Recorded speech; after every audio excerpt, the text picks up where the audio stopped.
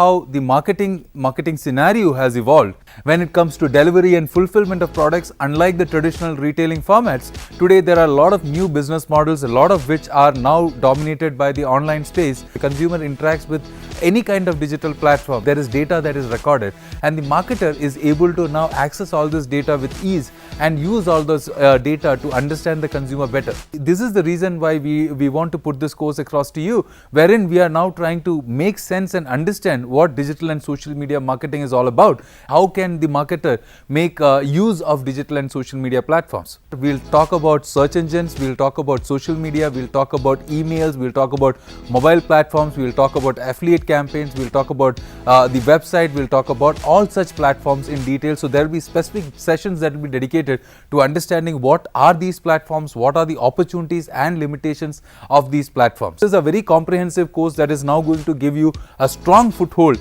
So I am really excited about this course. It gives you a lot of understanding about this emerging field of digital and social media marketing.